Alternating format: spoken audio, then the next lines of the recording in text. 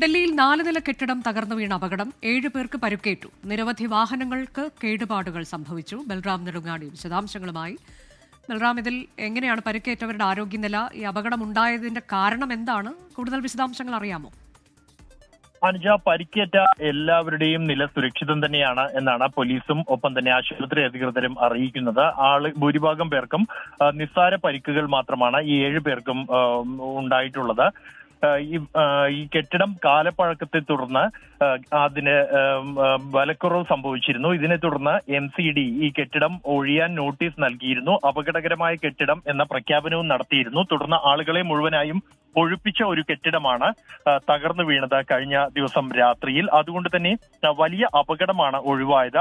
ഈ കെട്ടിടം തകരുന്ന സമയത്ത് അതിൽ താമസക്കാർ ആരും തന്നെ ഉണ്ടായിരുന്നില്ല.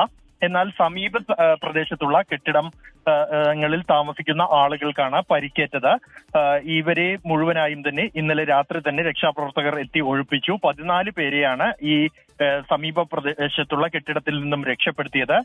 ഒപ്പം തന്നെ ഈ തകർന്ന കെട്ടിടത്തിന് സമീപം നിരവധി വാഹനങ്ങൾ പാർക്ക് ചെയ്തിരുന്നു. ആ വാഹനങ്ങൾക്ക് മുകളിൽ കെട്ടിടാവശിഷ്ടങ്ങൾ വീണതിനെ തുടർന്നാണ് നിരവധി വാഹനങ്ങൾക്ക് കേടുപാടുകൾ സംഭവിച്ചത്. രക്ഷാപ്രവർത്തനം ഇപ്പോൾ ഈ മേഖലയിൽ പൂർത്തിയാക്കിയിട്ടുണ്ട്. അനുജ, ഡൽഹിയിൽ 4 നില കെട്ടിടം തകർന്നു വീണാണ് അപകടമുണ്ടായത്. 7 പേർക്ക് പരുക്കേറ്റു. സമീപത്തെ കെട്ടിടങ്ങളിൽ ഉണ്ടായിരുന്നവർക്കാണ് പരുക്കേറ്റത്. വാഹനങ്ങൾക്കും കേടുപാടുകൾ ഉണ്ടായിട്ടുണ്ട്.